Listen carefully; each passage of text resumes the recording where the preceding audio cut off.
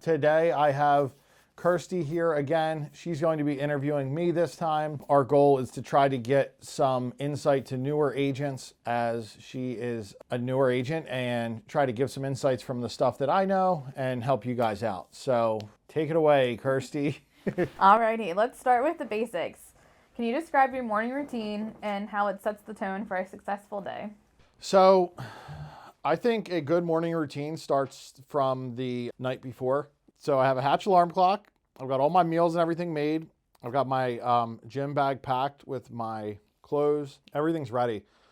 So when I wake up in the morning, I get up, I get out of bed. Ideally, I get up at 5. I want to jump back in bed. I just stand up and walk around for like a minute and a half. You don't hit snooze or anything? You just get right up? Sometimes I do, but like Wow. in my perfect morning routine, I don't. I get up and if I can make it to my sink and start brushing my teeth, by the time I'm done that, I'm pretty much good. And I'm like thinking rationally, Yeah. So I'll throw on my gym shorts, grab my gym bag, make my breakfast, go to the gym, shower and everything at the gym. I try to do a cold plunge every morning, and I try to do like 15 minutes in the steam room. When I'm in there, I do a moment of gratitude. So I try to just think of everything I'm grateful for. I spend a few minutes really thinking about what could I do today that could really, really move the needle. So, what's my most important thing to do today? If everything else is gone, what will work? Spend a little bit of time on gratitude. And then I spend a little bit of time on what are my main focuses for the day. Currently, it's to either get a listing or to build a relationship with an agent that might be a good fit for our company. So that's pretty much it. That's a good You have a busy morning. morning. You think? Yeah. It's busy If I don't do morning. that, then I go get coffee. If I don't do that, I'm done, And I've found myself like arguing with people, and it's because I didn't go to the gym that morning. And I didn't It's like a follow good my schedule. stress reliever. Yeah, 100%. Yeah. I have to do it. Yeah. Okay, so we'll go right into the next question then. You always say that networking is key in real estate. So can you share how you approach your networking and any tips that you might have for it? It was funny. When I first got into the business, my mentor told me, he said, you always want to make sure every relationship you have is very good, because you never know who you're going to work for in this industry. So taking that advice, I quickly realized that the good people, the good agents, they'll share everything they know with you. Yeah. And I guess what I'm getting to is, number one, I'll ask anyone anything right off the bat. So how do you get all your business? Like right to it, Yeah. Nice to meet you. Like, what's your goal? What are you doing? How do you get all your business? And then I go away from it. And, the important thing to networking is to not be scared. I know a lot of people are like, what do I say? Blah, blah, blah, blah. Just step right into it. Like that uncomfortableness, once you do that a few times, it goes away. And, I treat everyone with a ton of respect, regardless of what they do or say to me. I've had people who just relentlessly cancel on me, people who've been, disrespectful in my listings or just walk out of a deal, this, that, or the other. But you have to really network with all of them, because I've gotten deals from them in other states. I think, right here, we work in 3 different states. So Yeah. networking with agents who are only licensed in one state, I can get all their other business. When we have horrible inventory shortages like we have right now, I can get the foot in the door when I'm like trying to get my offer accepted or trying to get in before it gets listed, something like that. So you have to network, and lean on your board of realtors, lean on your team, lean on your office, try to meet new people, and you'll make money off of it. I guarantee you, every single connection you make, you will make money off of it. So would you say there's those networking meetings you can go to where joining or doing the paid networking for a new agent? Would you say that that's a good idea to start networking, or would you just say to just What's it called? There's different networking groups that you can go to. Okay. I know there's one called INP that's in every different county. There's one. Okay, so before I was talking specifically about networking within other realtors. Yeah.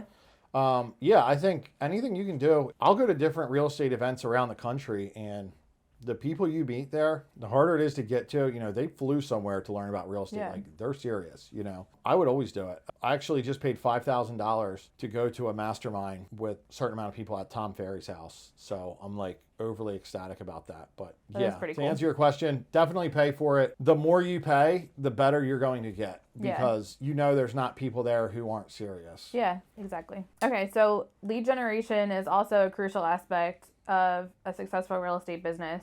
What is your primary lead source, and why has it been effective for you? My primary lead source right now is my sphere of influence and referral business. I like that because they already know and like and trust me, and they respect me, and I'm actually helping them. I'm sure you've experienced the same thing. Yeah. And we also do a ton of online leads, like an absurd amount. Of course, we get FSBOs. I'll probably do 12 of them a year. Some expireds, but Realtor.com. We do a lot of Realtor.com, and that's because there comes a point where it's a trade-off of time versus, like, if you don't have any money, then you can use your time and just go dig up leads. There's a million different ways that we have. We have that form on our website, like 3 ways to get leads. But when you don't have any time, you have to write a check for leads, and that's when you get the Realtor.com leads. But Yeah. what was the second part of the question? Why has it been effective for you? Well, Realtor.com is effective because you don't have to do any prospecting. Yeah, Like, they just come to you basically. And for agents who don't have any leads and they don't have a sphere of influence business and they don't have time, we take away all of those issues for them, and we just say, you know what, don't prospect. Here's your lead, Yeah. and now you have a follow-up game. So it saves time is why we get them. Yeah. And it's easy to scale. You can't scale a sphere of influence business. Like, you can't go meet 5 more ants tomorrow. Yeah. Like, you only got what you got, You can write a bigger check on Realtor.com and get more. That's definitely true. And they always seem to work. Do you like them? Yeah. Yeah. Keeps you busy at least, right? Yeah. And when your sphere is kind of dry, then it's something to kind of work on, and then hopefully it opens up a door for new people to be coming into your circle. Mm-hmm. Love it. I struggle with this, so I'm curious to see how you do it. Maintaining a work-life balance is challenging, but it's essential. So how do you manage this balance, and what advice would you give to others? Yeah. So there's going to be a time where there isn't a balance, and Yeah. I think you're just going to have to be okay with that. Maybe I'm not the right person to ask, because the moment I started being in real estate, I was overly into real estate and there was no balance. And that was probably for the last 7 years. And when I look back, I sacrificed most of my 20s in that, and maybe there should have been a balance. But I think if you want to really get to a high level, you need to have a time where there isn't a work-life balance. And I think it's important just to set the expectations with the people that are important to you in your life, and just let them know, like, I'm all in on this, and if my phone's not ringing, then we're screwed. Yeah. You have to. And it's really difficult in relationships because that person interprets it like you work all the time, and now you're here, and it's like, that's more important than me. And just making sure that they're crystal clear that, like, hey, like, I'm answering the phone for you. You know what I mean? Like, creating a great future with our family is part of my why. And in order to do that, I need to answer these calls, because if these calls aren't coming in, then I'm unemployed. And Yeah, we only get paid commission. So if we're not writing an offer, we're not getting paid. right. And with the way the market is, if you don't answer that call, they're calling the next person in line, and it's like that. You know what I mean? So I think a better answer might be to schedule your time off. Like, if I'm working with someone who really does need a work-life balance, I mean, I don't have kids. There's no reason for that for me. So Yeah. right now, you know what I mean? I try to really make it an effort to have those important, like, if I have free time, because there's times where nothing will happen. I mean, I was working last night I was supposed to work until like 8 o'clock last night. My appointments got canceled. 5 o'clock, I'm like, hey, I'm going to see my mom. I'll eat dinner with her. So Yeah. just making the most of that time and scheduling your time off. Like, if you have the money, then I think you should sub out all the stupid stuff in your life. Like, for example, doing your laundry. Well, to be a real estate agent and to spend your Saturday mowing your grass, doing your laundry, and buying your groceries, when you could have dropped off all your laundry for $15 at the laundromat, and they'll do it and wash it and fold it for you better than you. The guy will mow your grass for $20, and you can have all your stuff Instacarted for another $15. $75, you've got your whole Saturday. But you can get a lead and maybe get a couple $1,000 for a commission. Yeah. Yeah, so schedule your time off. Don't think like, I want to save money and do that. Don't do that. Saturday is my day with my family. Make sure all of your leads, everybody knows that, and go all in on your time with them too. Make sure that you're 100% present. Yeah. I mean, Unless you want to answer the phone. Like, I don't know. I sneak away and answer the phone still. I do too. It seems to not be the best answer all the time. Yeah, but it's like, you know. It is what it is. Maybe get someone else in place. Like, maybe you could have a buddy that's like, you're off Saturday, I'm off Sunday. I don't know. You find a way to make everything work. Yeah. Alrighty. So technology plays a significant role in modern real estate. What tech tools or platforms have you found most beneficial in your work? So, I feel like you're always talking about like this new thing that you found. yeah, I mean, I think you have to be open-minded and always learning and stuff like that. I mean, you need to have a CRM that, Yeah. I mean, our CRM is awesome. It's integrated. It's called Lofty. It's integrated to our website. We send our properties through there. We get our leads through there. We can have automated follow-up to them through there. So while me and you are talking, if someone's requesting a showing on my property, AI is replying back, great, what times are available for you, blah, blah, blah, blah, and keeping those people going. So you have to have something like that. The other thing that is super amazing in today's age is that you can specifically target people based on their demographics. So I think that like targeted ads on Facebook or Google are very important. You know, the same, you might have had to before spend hundreds of thousands of dollars with a big commercial TV network, and now you can go on and spend $30 and get it directly in front of the people who you need. So I think that, and then retargeting. But the number one thing is just making the calls and doing it. You basically just said part of this, but continuous learning is also a part of growth. So what do you do to ensure that you're always learning and staying ahead in the industry? Yeah, I think that goes back to the networking. So I've got, with some of the very respectable people in the industry, reoccurring masterminds. I basically have one a week with people that are really at a high level who are also doing that and traveling. So networking, masterminding, being part of big groups, you know, having a coach, being in those areas, and then making sure that you're following a lot of good people. I mean, every day I'm listening to a podcast on something. You have to, because if you sleep on it. Yeah, I feel like everything changes so fast in like our industry that you kind of have to just keep staying on top of everything. Yeah. Everybody has a unique way of closing deals. What's your approach, and what do you think makes it successful? It's funny you say that. So some people say that I'm like an expert closer. I personally am always working on closing because I don't think I am. But I think the best thing to do is to do what's almost like an assumptive close, to where when I'm walking through a property, I can tell if a buyer is going to buy it within the first minute or two of being in the house with them.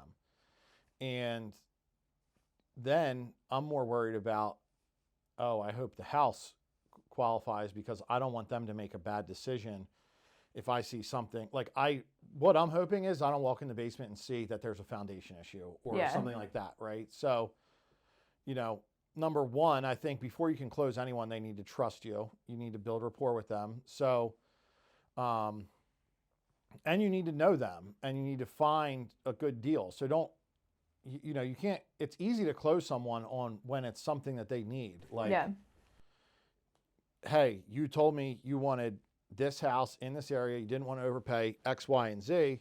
Hey, we're here. I don't walk them down a trail of no's or a trail of yeses and then ask, like, would you put in an offer? But I guess the key is to making sure that you get them in a position where they can close themselves and make sure they're able to. Gotcha. Is that an answer or no? Yeah, I think so. Like, you're reading the room. Like, you have to be good at, like, I guess, like, reading people and seeing, like, how they respond when they first walk in. I feel like, you know, like you said, like, as soon as they walk in the door, like, you can kind of, like, see it on their face, like, they're either going to love it or they're going to hate it. Yeah. I mean, there's also what's called trial closes, right? Like, oh, would your furniture fit in here? Is this too far from your work? Little things like that. Because if you say, is this too far from your work, and they don't want the house because of, you know, the neighbor doing drugs in the front yard or whatever, like, they'll just say that. They won't answer you about the work. They'll answer you about the neighbor. Yeah. They'll be like, we're good, you know. So just do those trial closes, and then, okay, well, could you see yourself living here? Great. Would you like to make an offer? Here's what's next. Cool. So if you go back and like reflect on your career so far, what's one decision you're particularly proud of and why? Well, jumping into real estate full time was a very scary move. And I had the same exact feelings when I was about to open Foraker Realty. And both of those times, I was very proud of doing it because you count on yourself, right? And it's one of those things where the only real thing that determines if you're going to be good and succeed or not is you. And if I had said no in either one of those times, like, well, it's just me, and I don't know if I'm actually going to get up and work hard. You know what I mean? Like, I can't I can't live life like that. So I guess, probably the answer. And for people listening, like, just do it. Yeah. Just do it and screw it.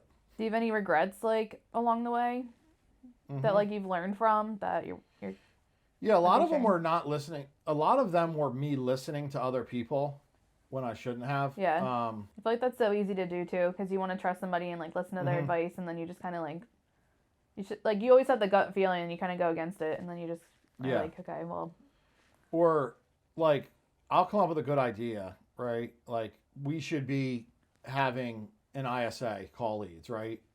And, like, a couple of people that I trust will be like, no, you shouldn't do that. Well, it'll take out the personal touch. It'll take out X, Y, and Z. And then come to find out, like, a month goes by and they have an ISA. And I'm like, yeah, I knew that was a good idea, but I didn't listen to it because of you. And it's like, why did I even care? Because they're running a total different business than me, you know? Or, you know, another one is comparing myself to others. I do that a lot, and very unrealistically. Like, I'll compare my chapter 2 to someone else's chapter 12. And I'm like, how come they can do 100 deals a year? And I'm like, you know, like my second year in, I'm like, why can't I do 100 deals a year? Like, that's definitely easy to do because, like, you see somebody, and, like, I always compare it about, like, age, and age has, like, nothing to do with it because everybody's starting at different times in their life. But then you look, like, you're only 2 years older than me, and I feel like you have accomplished so much, and I'm like, we're also at different stages of life, so it's different, but it's crazy to just see everybody at different levels. Yeah, and, like, just so you know, you're farther ahead at a year and a half than I was. You know what I mean? So, like, if you look back and think about that, plus, you know, like, I'm going to be able to pour into you all the mistakes that I've made and shortcut that for you. So by the time you've been doing it for 8 years, you know what I mean? Yeah. Hopefully you're way ahead than, not that, I don't know that you would want this as your goal, but, like, hopefully you're selling more houses than I am now in 8 years. Hopefully. That's my goal. Yeah.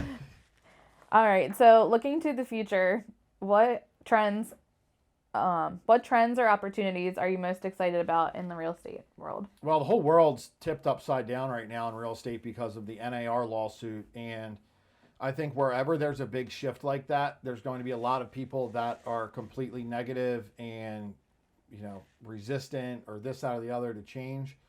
Anytime there's a change like that, being the first one on it, being open-minded, being in that, like, growth mindset is going to be huge. So I see a ton of opportunity with the changes coming there. I see a ton of opportunity with AI. I think we're just getting started with AI. I see a ton of opportunity with the smaller brokerages, and there's a lot of opportunity for listing agents as well. So there's also a ton of opportunity for new agents. You know, a lot of agents are leaving the business. The way that you've prospected for the last however many years is completely different now. Yeah. And it's only been different for, like, the last few years. So how much opportunity is there, right? I mean, there's always those, like, older, more experienced agents that are, like, kind of set in their ways, and they're, like, almost to the end of, like, their career, like, retiring. So I feel like they don't want to get into, like, the whole world of, like, technology and do everything, and they might not have to, but. And there's agents who have a book of business with thousands of people who you can't find a video of them. You can't find a photo that was taken of them in the last 10 years. Yeah. So when we're doing videos like this every day and putting out new content every day, those 1,000 clients of theirs are watching my videos or your videos or someone, you know what I mean? We're staying on, like, their top of mind. Yeah, 100%. And now imagine you're doing that for 20 years and you're forward thinking, and this isn't going to work in 20 years. It's going to be something completely different. We're going to be just, like, zapping things to people's heads. All right. So to wrap this up, for those who are looking to enter the real estate industry, what piece of advice would you consider the most crucial? Well, I think the biggest thing is to be, I guess, resilient. Just absolutely whatever it takes, don't give up. Now, don't be an idiot and smash your head into a brick. Yeah. You know what I mean? Like, you have to be, that doesn't work. Let me try something different. That doesn't work. Let me try again. But I think that's it because, I would say it's like having self-discipline and making phone calls. But if you give up, then that doesn't get you very far, right? Yeah. So, like, regardless of what it is, you need to keep going and not give up. And I think you also need to be open-minded. And whenever you're in front of another person in this industry, just understand that there's something you can learn from them, regardless of their amount of experience, and figure out what can you do to implement that in your business. Now, that's not to say that what they tell you is good or is going to work, because a lot of times, like, they'll tell you something that's completely not right, but there's something that they're doing that's working if they're still in the business. Yeah. So, is that a good answer? Yeah, I think so. Okay. I forget what right. the question was. What piece of advice would I give a new agent? Yeah, he's looking to start into the industry. Yeah, I think so. And just do new stuff. Don't worry about what everybody says. Yeah, I feel like everybody brings something like unique and special to the table. So. And there's going to be you have 2 stories that you can make up in your head, right? Like this podcast, for example. When we started doing this, or you could make up, no one's going to listen to me, this is going to be stupid, I don't have the experience, all of those things. Or you can make up the stories, I'm going to help somebody, I could change someone's career around, people actually will listen to me. And just think of the better. Don't worry about what everybody else says. I agree. And let's make some money. I definitely agree to that. All right, guys. Well, thank you so much for tuning in. Hopefully we were able to give you some knowledge or help you in one little small spot in your business. If we were, please share this episode with someone you know.